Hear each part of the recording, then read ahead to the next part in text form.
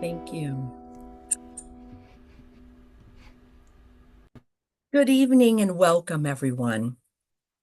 We are pleased to have you with us this evening, and we are also so sorry for the losses that bring you here.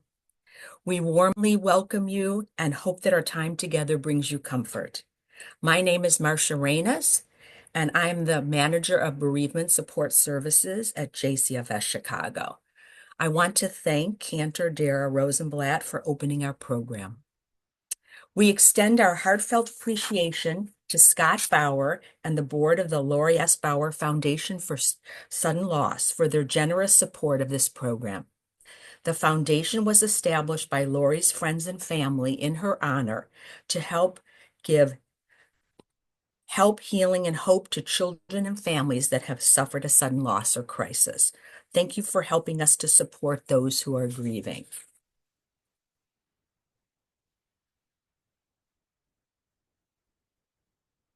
Now I want to review the program this evening. Rabbi Joe Ozarowski will begin the program with a Jewish reflection. We will then welcome Allison to share reflections on her grief journey. Sarah Goldberg will present thoughts on the grief process and coping with loss. Then we will invite Cantor Rosenblatt to share some additional music. After this, Rabbi Joe will lead us in remembrance of our loved ones. And then at the conclusion of our formal program, we will invite you to join us for a smaller breakout room conversation with JCFS staff. This will give you a chance to share and be in community. The groups are optional. Feel free, to leave after the formal program if you wish. And just a few announcements before we begin. Please keep yourself on mute. And we are recording our presenters and the PowerPoint slides only. The identity of all participants is kept confidential. And if you want to communicate with a JCFS staff person during the presentation, please send a message to Leah. Leah, can you give us the next slides, please?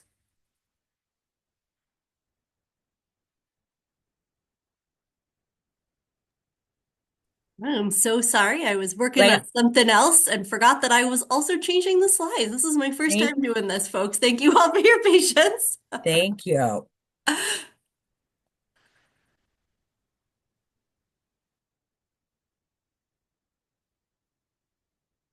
Okay. We're ready for the next one. Thank you. And so tonight we learn more about our grief. And as the writer Helen Keller reminds us, we bereaved are not alone. We belong to the largest company in all the world, the company of those who have known suffering. We are here for ourselves and we are here for one another. We hope that our time together will be meaningful and help you feel more supported. So we begin our program with some words from Rabbi Joseph Ozorowski. Rabbi Joe, as he is affectionately known, is a board-certified chaplain and rabbinic counselor at JCFS Chicago, where he leads our Jewish community chaplaincy program. Thank you very much, Marcia. And again, thank you all for being here tonight. We want to, first of all, offer our condolences to you for the losses you have sustained. We pray for comfort for you from above. And we know it's not easy to give up an hour of your time and be online with people, many of whom you've probably never met. We want to acknowledge the fact that you chose to spend this time with us. And we hope that we can offer you some tools that might help you through this journey and this difficult chapter of your life, losing a loved one. I want to spend the few minutes that I have talking about a Jewish holiday. There's actually a Jewish holiday that happened last week. It was on Thursday. It's not one of the more well-known ones. We're not talking about Rosh Hashanah or Yom Kippur, the Jewish New Year. We're not talking about Hanukkah. We're not talking about Passover. It's actually called Tu B'Shvat, which is the 15th day of the Hebrew month of Shvat, which doesn't tell you very much, just the time on the calendar of the Jewish calendar. But it's actually the Jewish New Year for trees. Believe it or not, the trees have a new year in the Jewish calendar. It's not the only one. There's a famous teaching in the Talmud in Tractate Rosh Hashanah that mentions there are 4 new years on the Jewish calendar. The one that we know in the fall. Passover is a form of Jewish New Year. It's the beginning of spring, the beginning of our people. There's a new year for animals, which I'm not going to talk about tonight because it's not relevant and it's not observed at all today. But the 15th of Shvat, which was this past Thursday, is the new year for trees. Now, at this point, probably thinking, wait a minute, Rabbi, are you nuts? What kind of New Year for trees? We live in Chicago. Right now, the temperature, the wind chill is about 15 below outside. We have several inches of snow on the ground. And if you live in Skokie, as I do, we didn't have any water this past weekend. So what kind of New Year could there be for trees? It's a great question. One of the answers that is offered is that in the land of Israel, to which we have ancestral and historical ties, winter's not as severe. And while there is a rainy season and there's winter, however, at this point in the calendar, the rains are just starting to abate and the sap is starting to flow rather through the trees. So the trees are kind of enjoying a new year. Now, you're probably still thinking, okay, Rabbi, that's very nice. And if you live in Israel, that's very wonderful. And in fact, those of you who know in Israel, they observe the New Year for trees by going out and planting trees. And there are many wonderful videos, you can see them on YouTube, of children in the schools in Israel going out into the countryside. Last Tuesday, they went out and planted trees, little saplings, and that's how they made the desert bloom and the hills bloom. And they still do that to this day. Now, in America and in other cold climates, we don't go out and plant trees. The trees would die immediately. In fact, the trees that are already on the ground look like they're dead.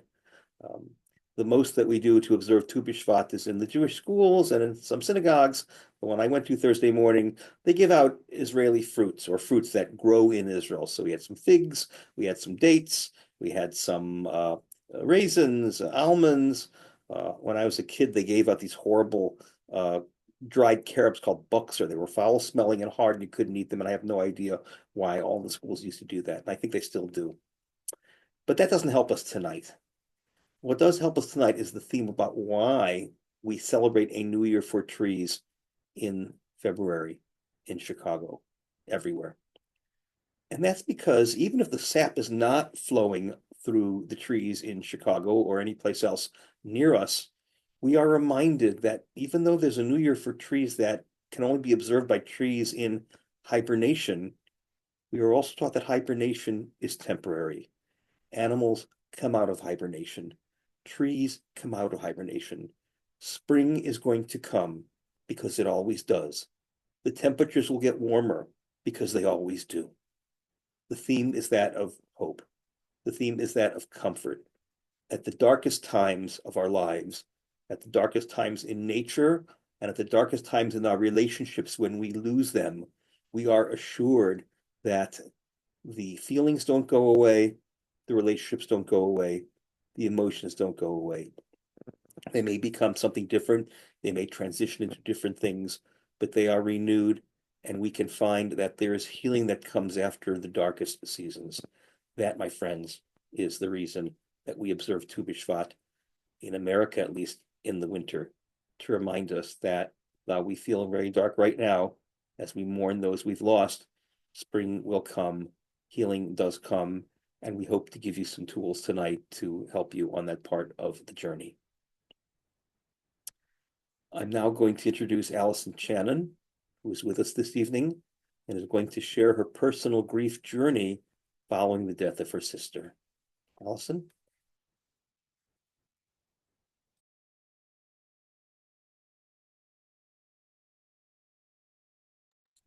Gosh, that's so embarrassing. I was on mute.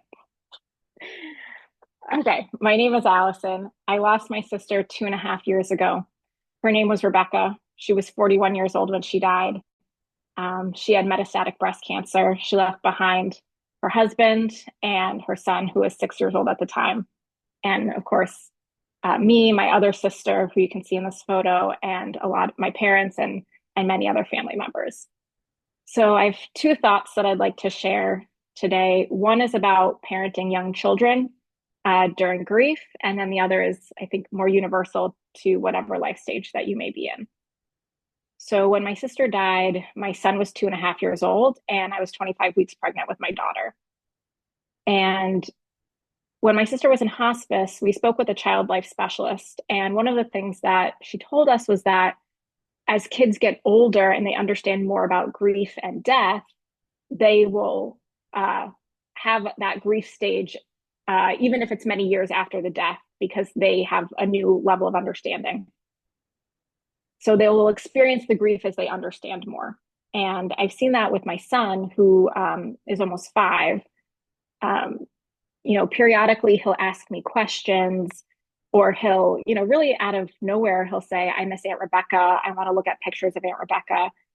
And some of his questions they're so sweet. He'll ask me questions like, does Aunt Rebecca get hungry? Does she have a pillow?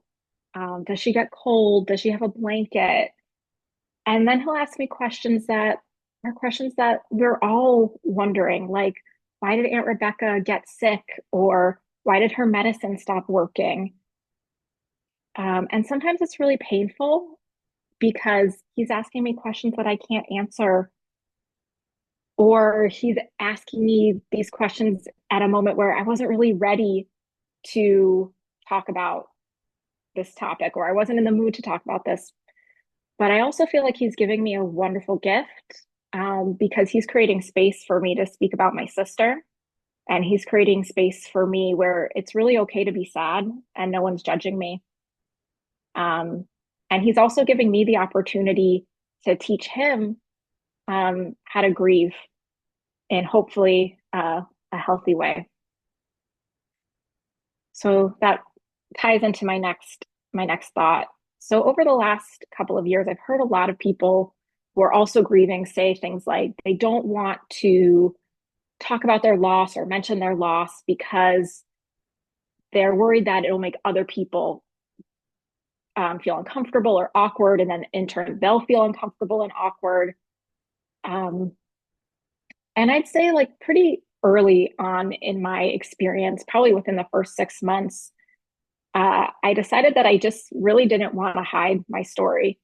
And I don't mean like I walked into the grocery store and like said to the cashier, my sister died, but if someone asked me a question about my family or just something that was related, I had someone once ask me, like, well, how is your second pregnancy different from your first pregnancy? And I was like, well, my second pregnancy, my sister died, and I had more round ligament pain.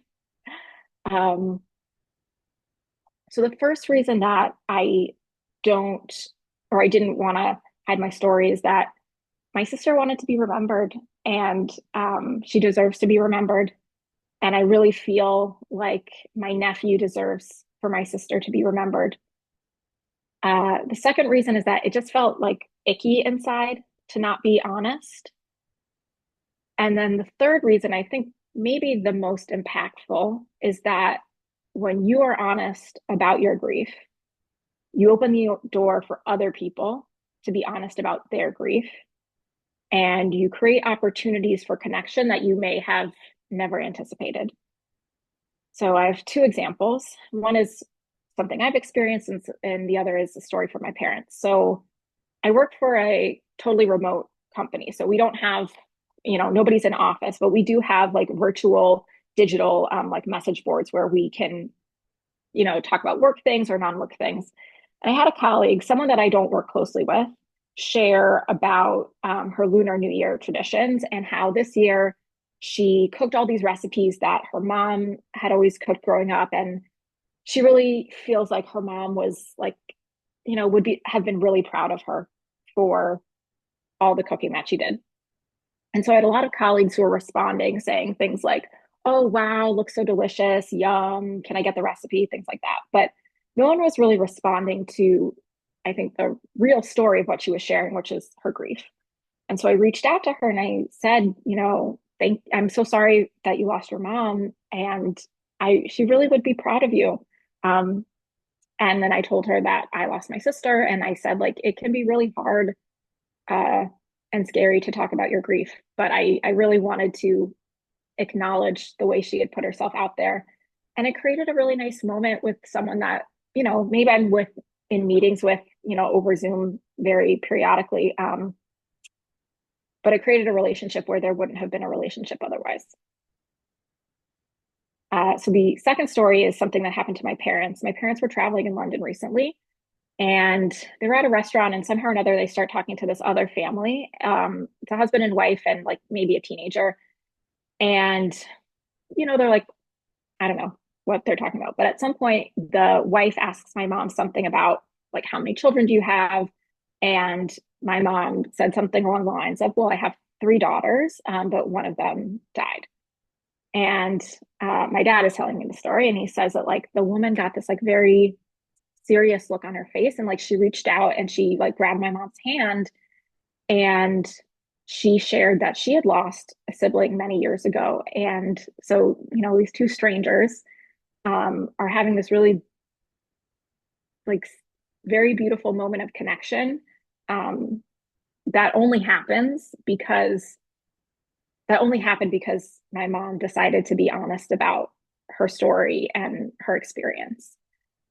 Um, so I think that when we are open with our own stories, we're giving a gift to ourselves and we're giving a gift to other people. Thank you very much.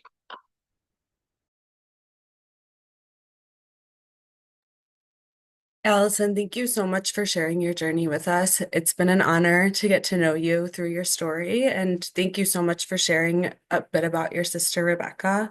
Your words about parenting through grief and the way that your son creates space for you to grieve are incredibly moving and so important for us all to reflect on because grief doesn't happen all at once. May her memories be for a blessing. My name is Sarah Goldberg. I'm a Master of Social Work student at Loyola University Chicago, and I'm an intern here at JCFS.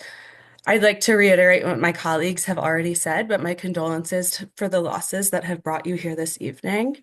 Grief is something that we all experience in different ways, and I'm grateful to have the opportunity to share some thoughts on how we process loss and ways we can take care of ourselves.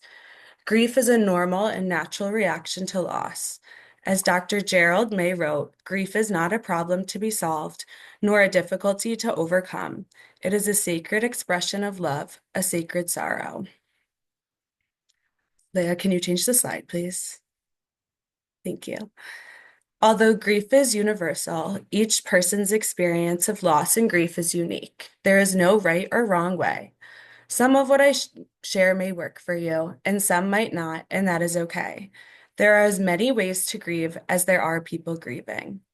Grief is manifested in many ways. Emotionally, we may experience a range of feelings, including sadness and yearning, fear, anxiety, anger, regret and guilt, loneliness, shock, and numbness. Physically, we may lack energy, feel a hollowness in our stomach and heart, and a tightness in our chest. Cognitively, we may be confused, in a fog, experience a sense of disbelief or a sense of our deceased loved one's presence. Behaviorally, we may experience crying, sleep and appetite irregularities, withdrawing socially from others, having dreams of our deceased loved ones.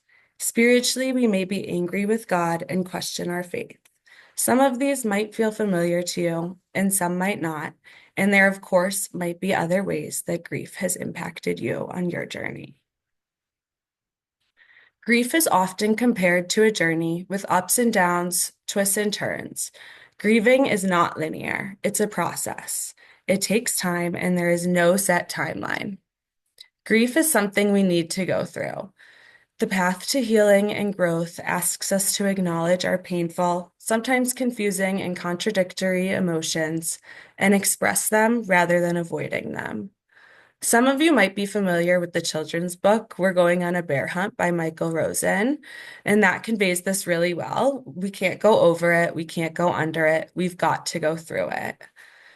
We don't move on from grief, we move forward with it, one step at a time, and over time, we are better able to integrate our loss into our life and carry our grief. Sometimes people feel frustrated when they think they are doing better, and then they have a bad day and they can't stop crying. And this is all a part of the process. It doesn't mean that they aren't moving forward.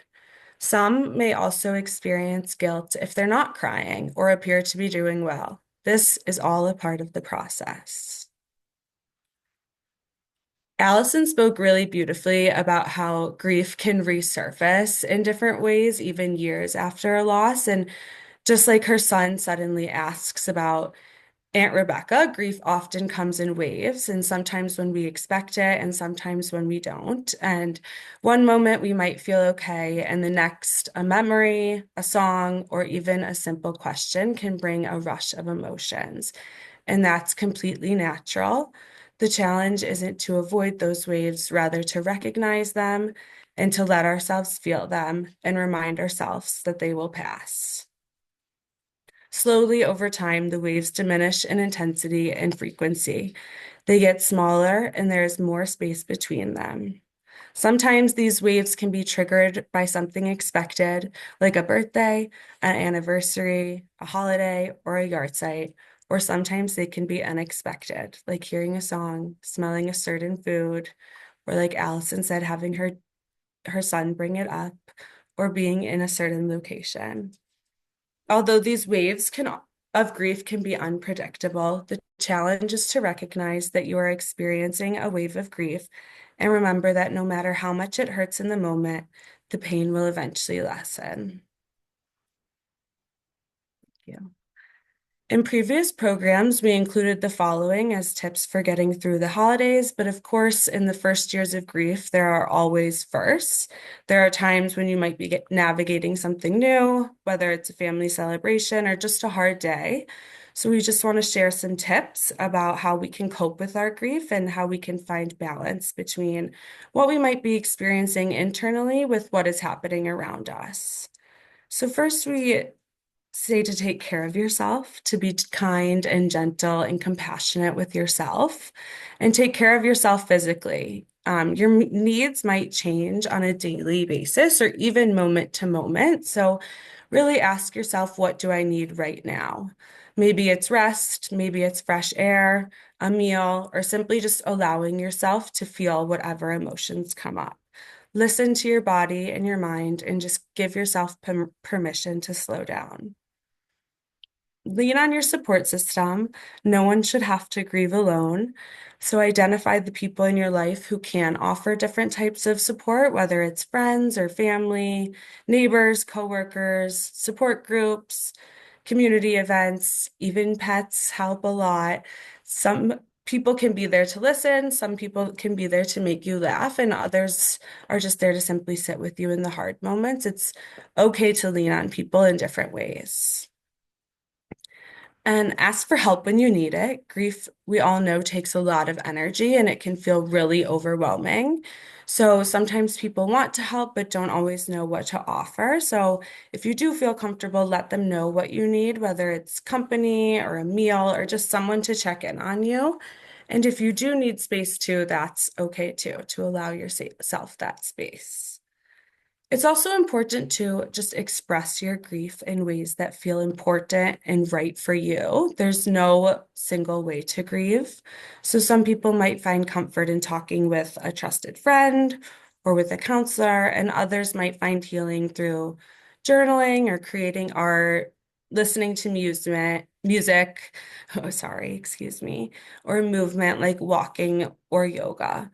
Just finding a way that you are able to express your emotions, whether through words, creativity, or physical activity, can really help process what you're feeling.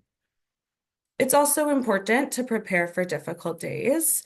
As mentioned earlier, special occasions, holidays, birthdays, yard sites, and even just random days can bring up unexpected waves of grief. So planning ahead can really help. Maybe it's creating a small ritual to honor your loved one or spending the day with supportive people. It's all about setting the boundaries about what you can handle on these days. And it's okay to do things differently than they have been done in the past. It's important to give yourself permission to maybe adjust traditions and just do what feels best for you. And we also recommend to allow yourself to experience moments of joy. Many people feel as if they laugh or feel happiness, that they're somehow dishonoring their loved one. But joy and grief can coexist. Allowing yourself to enjoy a moment or share a smile or even find meaning in new experiences does not mean that you've forgotten your loved one. It means that you are continuing to live on while carrying their memory with you. It's also important to find some meaning and connection. Honoring your loved one's memory can bring comfort. You might light a candle, share stories, cook a favorite meal. Finding ways to keep their memory present can be a huge part of the healing process. And of course, use available resources. Grief can feel very isolating, but support is available.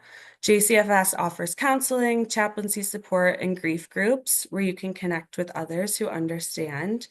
And being with people who truly get it can really make all the difference. But most importantly, just be kind to yourself. Grief is a journey, not something to fix or rush through. Whatever you're feeling is valid, and you don't have to do this alone. Please know that we are here to walk with you on this journey. You are not alone. Life may never be the same, but we can still find meaning, connection, and even hope as we continue forward.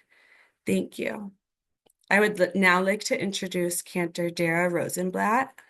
Dara is the cantor at Amüseraal in Northfield. Thank you so much. It's such an honor to be here with all of you and to extend again my condolences, and may all of your loved ones' memories be for a blessing. I'm going to share two songs this evening. The first one is Min HaMetzar, as you can see on the screen, written by Rabbi Deborah Sachs-Mintz. This comes from Psalm 118, verse 5 through 6. As you can see in the Hebrew, and then there's the English translation, from the narrow place I cried out to God, and God answered me from the expanse. God is on my side. I have no fear. What can humanity do to me? Being in this narrow place is a way to describe how we can often feel in moments of grief and challenge. And this text in this song reminds me that there is space beyond the narrowness and a wideness that God offers to us, even if we are fearful of letting ourselves get to that place. I hope that this melody will bring you some hope and peace in this moment. Feel free, if you'd like, to close your eyes or sing along, whatever might move you at this time.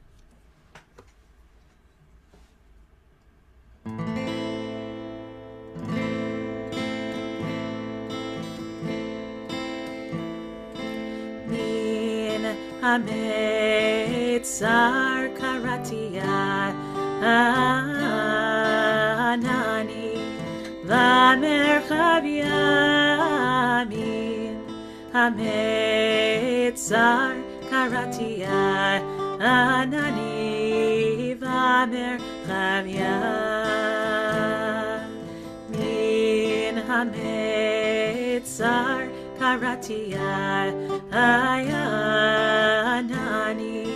Vamerchav Yamin Ametzar Karatia Anani Vamerchav Yamin Adonai Lilo Ira Ma Yaseh Li Adama Adonai Lilo Ira Oh my Yasali Adam Adonai Lilo Ira my Yasali Adam Adonai Lilo Ira Oh my Yasali Adam in Ametzar karatia anani vamerchav yamin Ametzar karatia anani vamerchav yamin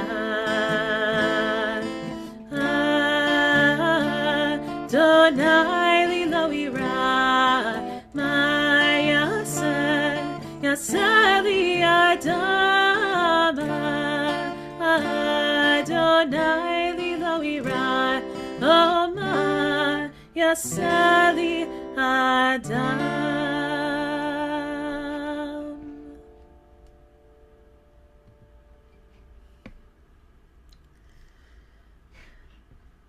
We'll move now to the second song, Loosen, Loosen, which is by Ali Halpert.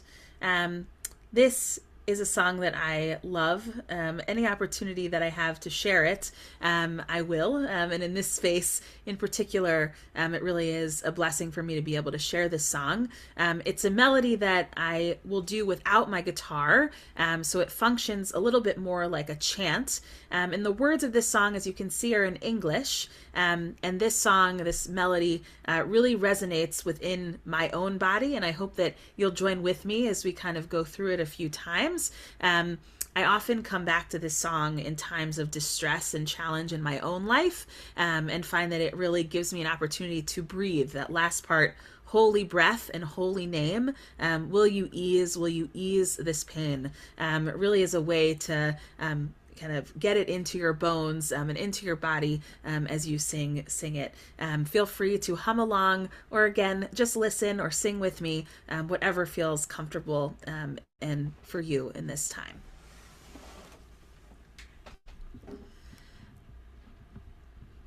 Loosen, loosen, baby. You don't have to carry the weight of the world in your muscles and bones. Let go, let go, let go. Loosen, loosen, baby. You don't have to carry the weight of the world in your muscles and bones. Let go, let go, let go. Loosen, loosen, baby.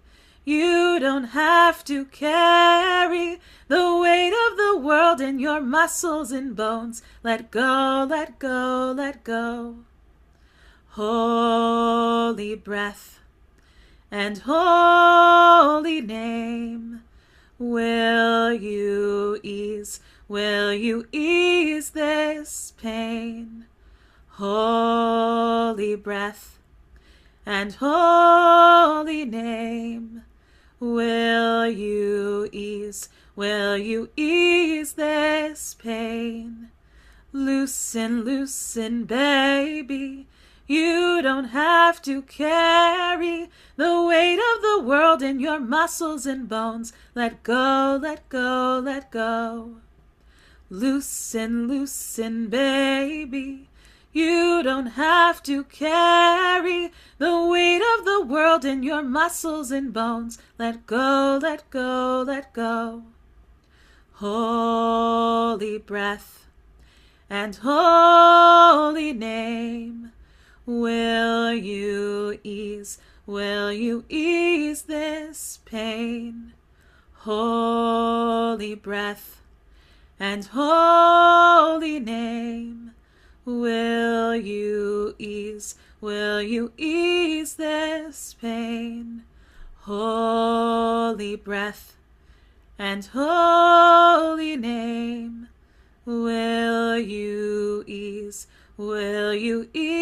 this pain? Thank you so much for having me this evening, thinking of all of you and sending you comfort during this time.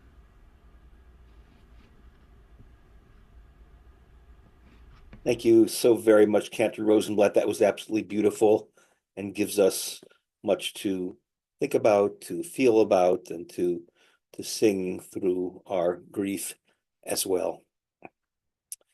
We're going to take a moment now to honor and remember, to take a moment to think about the loved ones that we've lost, the people for whom we are grieving. There are many ways to remember. You can remember in your mind, you can remember in your heart, you can remember in your soul. If you have a picture of your loved one, you may want to look at it, or you may not, or you may choose to think of the picture in your head, the one that you remember, or to feel the emotions of the relationship or the spiritual bonds that you have. It doesn't matter how you honor and remember, it's just a matter of doing that. So why don't we take a moment of silence, maybe with a little bit of strumming in the background and nigunim in the background, while we think of those that we've lost.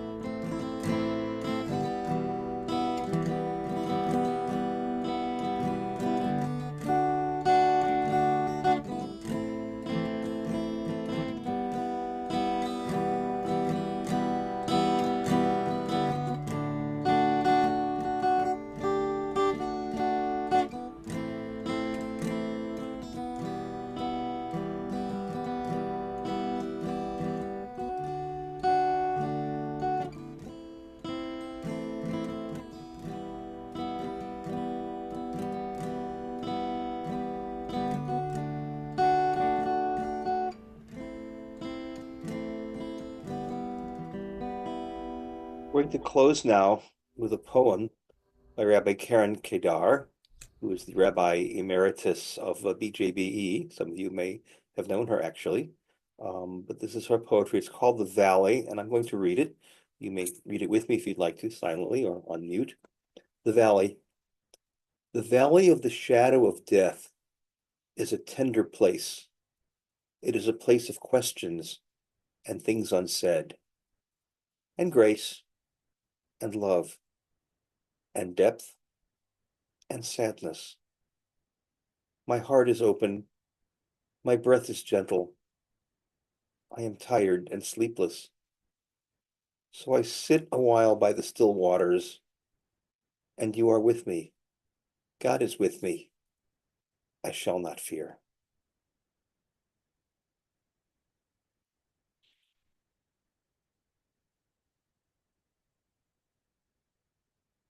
We appreciate you being here with us this evening. Again, we offer our condolences to you for the losses that you have sustained, and we want to acknowledge the fact that you joined us tonight. We hope that you received something you can take home with you this evening. We want to again thank Canterdara Rosenblatt, Allison Channon, Marcia Raines, Sarah Goldberg, and Leah Shevsky, and of course the Laurie S. Bauer Foundation for Sudden Loss for supporting this evening's program. You will be getting a follow-up email. It will include more information about our various support groups, references, and evaluation of the program. The evaluation is really important. Your feedback is really important to the work that we do. It helps us know that we are we're doing what we should be doing, or if we need to improve or do other things to make our programs better. Your feedback is important. So please take those few minutes to complete it now if possible. It's going to be in the chat, so you'll see it. Just open up your chat and you can. I'm so sorry. I'm actually going to interrupt. It is not going to be in the chat. We had an unfortunate slight delay, so you will get it in an email within the next day or two. So we ask you to please fill it out then and apologize that we don't have the survey quite ready at this exact moment. Thanks for mentioning that, Leah. So you will not see it in the chat, but you will be getting it.